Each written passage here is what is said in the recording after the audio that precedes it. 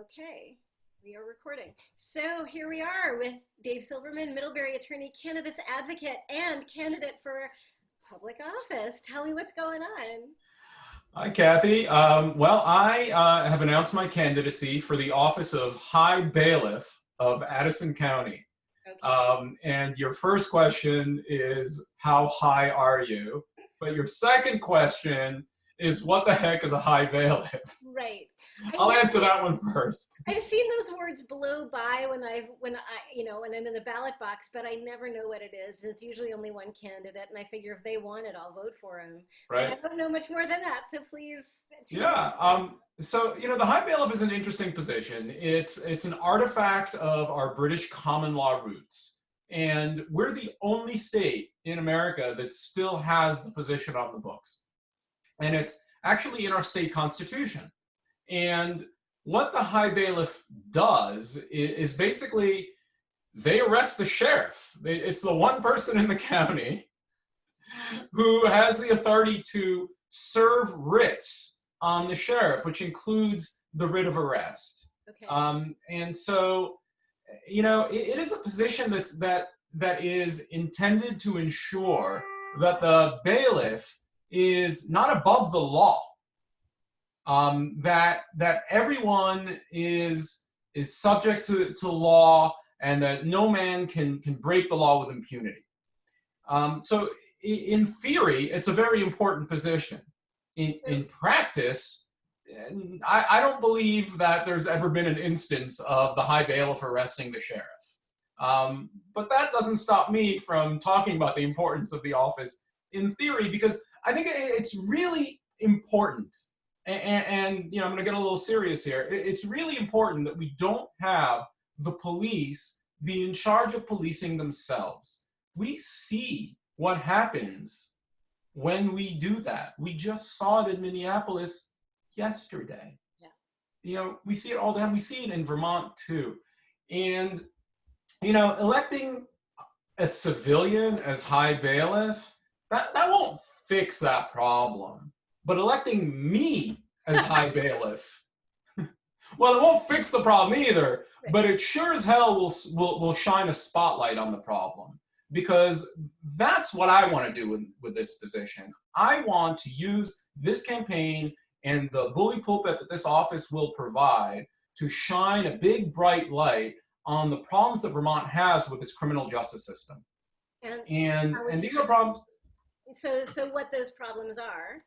Yeah, well, those problems range from, police brutality that doesn't get investigated properly, that we do see in Vermont, to, the criminalization of poverty and addiction, to over-incarceration that drains our revenues as a state and prevents us from being able to invest in social programs, in social supports that would actually work to reduce crime and make society safer. Being able to invest in mental health services, being able to invest in addiction treatment, effective evidence-based addiction treatment for people who need it, instead of arresting anyone in possession of any of the dozens of controlled substances we have. Those are reforms to our criminal justice system that will save us money, make us safer, and do a better job of reducing problematic drug use than the regime we have in place now.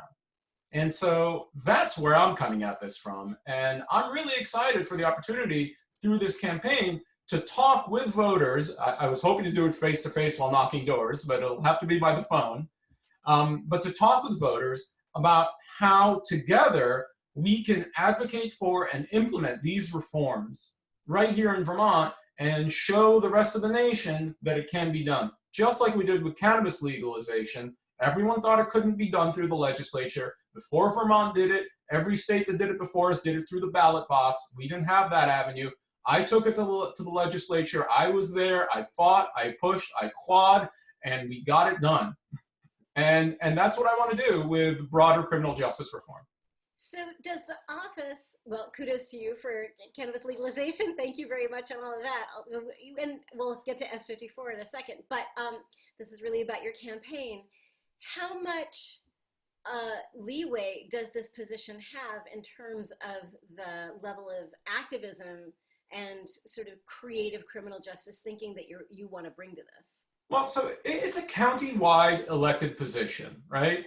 And so it doesn't have any legislative authority. I won't be able to, by fiat, say this or that. But, it does put me in contact with voters all over Addison County.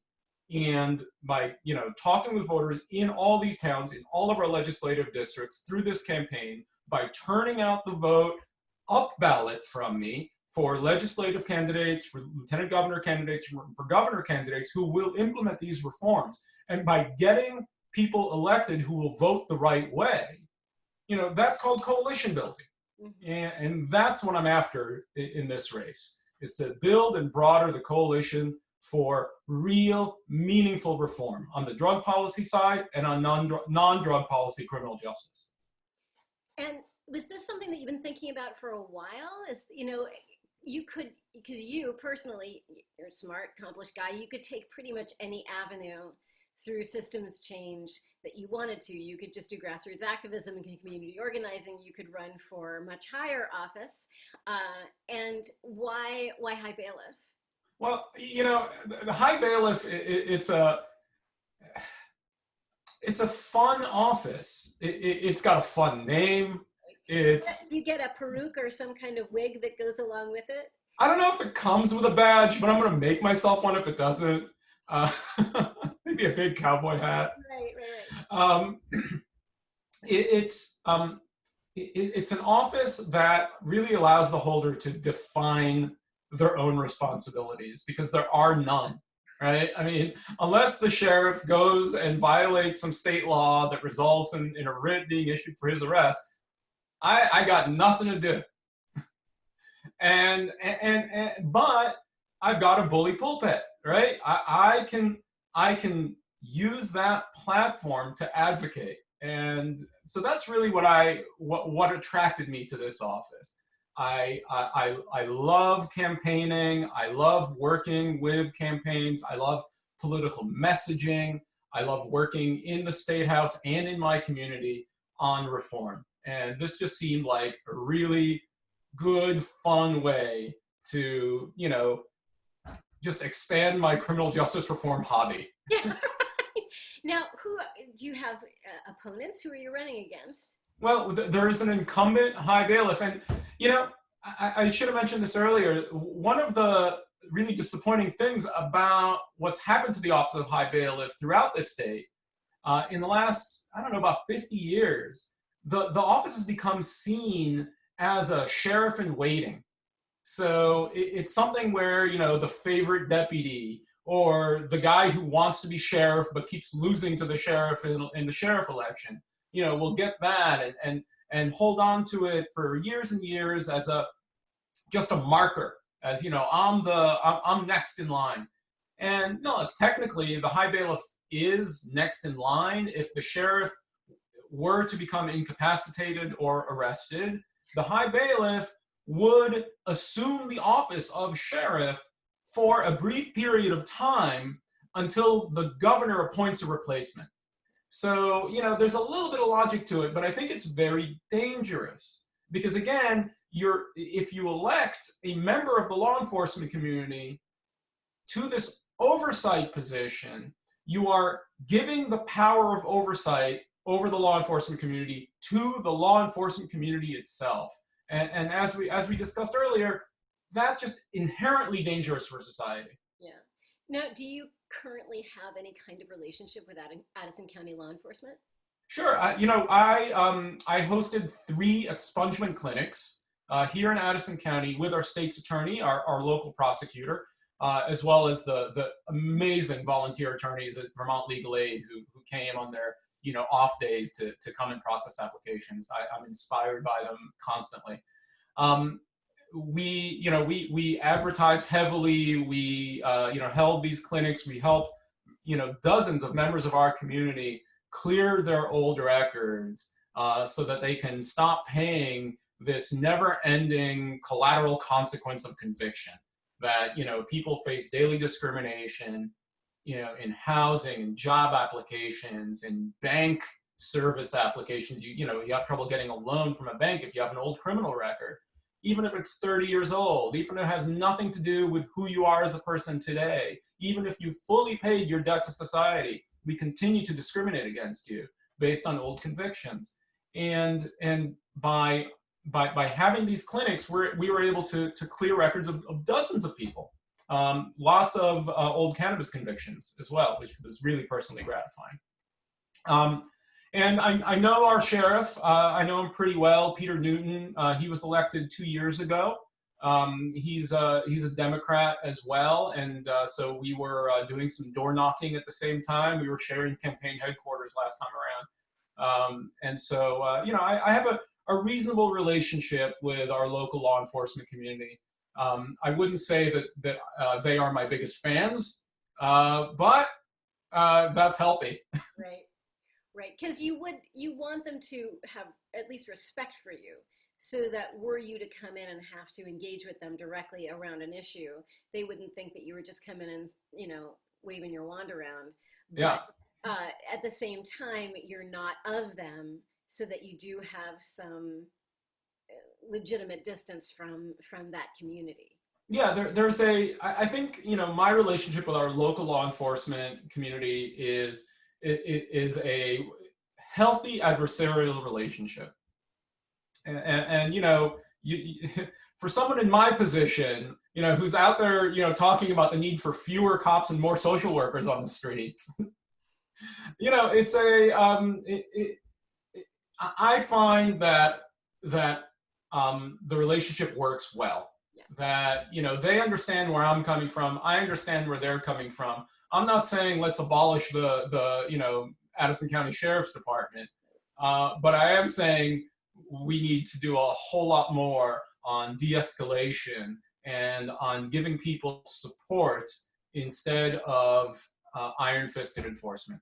Right, and that was sort of my next question too, because our criminal justice system tends to be very Old Testament, very punitive, as opposed to any kind of restorative justice system, helping educate and transform people who get caught up in the system. Is that something that you can be a part of in terms of making those, trying to make, I mean, it's huge, but trying to help make those shifts? Yeah, I hope so. That's the goal. And ultimately, we have to address that goal in every possible way, right? So we have to do it in the legislature, and we have to, push forward on legal reform, changing our laws to take things out of the realm of enforcement and put it into the realm of support, right? So imagine a Vermont, for example, that looks like Portugal on drugs, right? Where instead of arresting someone because he has some heroin in his pocket and then trying to get that person to flip on his dealer, right? And then trying to find that dealer and getting that dealer to flip on their intermediary supplier, and then, chase that up, which doesn't work, right? All it does is it creates a power vacuum as, people try to swoop in and take over territory of the guy who's now in jail, right? We know that's how it works in the real world. That's still the way we go after it. In Portugal, you find a guy with drugs on his person, you interview them.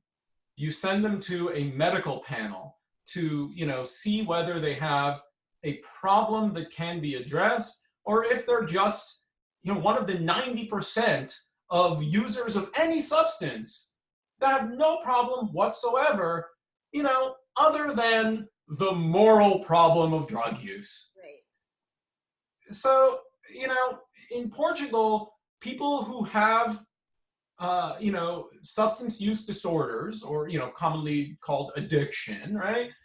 Those people are given help. They're given the opportunity to enter treatment. They're given methadone if they have opioid use disorder, so that they can, continue to live until they get to the point where they feel that they are, capable of entering treatment, which not everybody is at every time. And if we took that kind of compassionate approach to drug use in Vermont, we would save money, we have fewer people in jails, we would need fewer police officers on the streets, and we'd be able to spend that money on social workers, on mental health care providers, and, you know, with plenty of money left over for education, higher education, job training, you know, food support. We spend $150 million a year as a state on jails. Just jails. It's 9.2% of the general fund. Jails. That's not even the police or the prosecutors or the courts. Just jails. Yeah. That's gotta stop. Yeah. So you're talking about really trying to ignite a paradigm shift here in how we do criminal justice overall. I shoot big. Yeah, right on. Now, do you foresee the paradigm shift of the use of the Hi Bailiff propagating throughout Vermont? So you're going to try to recruit other fiery lawyers such as yourself to... That would be incredible. You know, there's unrelated to my candidacy, in Windsor County, there is another reform candidate running for Hi Bailiff. Bobby Sand is a former prosecutor who's a law professor at Vermont Law School and has been for years, decades, a leader in criminal justice reform in this state. Quiet, behind the scenes, but you know, really does the job, educates, inspires, and he's running for Hi Bailiff there. So I'm really excited to not be alone. Of new Hi Bailiffs going on. That's fantastic. Yeah. Anything else I haven't asked you or that you're dying to say? Well, you know, I want the Vermont cannabis community to know that, you know, they are, you know, really important for this campaign. This campaign needs some cash because we're not able to go door to door. We're gonna have to get on the phone. Right. That doesn't need money. That just needs time. No problem there. But we're gonna have to go and mail people I'm budgeting for about 6 pieces of mail. So I've got about $15,000 that I need to raise. And if I could raise it, you know, $10 at a time, I'd love that. And so it's a Bernie way, right? Yeah. So if you know, if we could put a link down in the comments here, if I could encourage folks to go to www.davesilberman.com, check out the site, donate if you can. I know times are rough, but I'd really appreciate your support. I'd be honored to have your support. You know, we're gonna work together to keep pushing forward, you know, real strong criminal justice reform, drug policy reform, and God damn it, we're gonna pass S-54 this year. Excellent. And if people want to volunteer for you, are you taking volunteers? I will be later in the season as we get closer to the August primary and again in November general. We're going to organize some text banking and some phone banking, and I'd love for folks to get in touch, let me know that they're available, and that would be incredible. Fantastic. And we've also just learned that you can go to the Secretary of State's website and request an absentee ballot, so you don't have Yes. Especially if you're a resident of Addison County, but really statewide. I think this is very important. We need to protect our right to vote no matter what. And during a pandemic, you know, it's not really safe for us to congregate at the polling place. And I'm really quite worried about the typically elderly campaign polling volunteers that we have. Yeah. You know, exposing them potentially to the virus is, you know, definitely the wrong thing to do. And so while Phil Scott continues to drag his heels, as he tends to do on everything, but he continues to do it on whether or not to mail people a ballot so they can vote this November, there is a website where you can go right now to request that your town clerk mail you your ballot, and it takes about 3 minutes to do. You go to mvp.vermont.org. MVP, most valuable player, or my voter page. And you go there and you put in your information, and it all, sorry, mvp.vermont.gov, not org, my mistake, vermont.gov. That system will automatically request your ballot for you, and you will get your ballot in the mail. about 45 days before each election day. Excellent. All right, Dave, thank you so much. I'm so glad you're running. This is going to be fun and exciting. You definitely, for Hi Bailiff, you need some good costumes, which I'm sure we can provide for you. Nice. There's a lot of creative folks out there who've been, like they've made all the masks that they can make. Now they probably need to make you a Hi Bailiff outfit. So we'll see if we can get them on board. Fantastic. Wonderful. Well, thank you so much, Dave. And we'll check in when we get closer to the primary and find out how things are going. I appreciate that. Thanks so much, Kathy. Have a great day. Sure thing.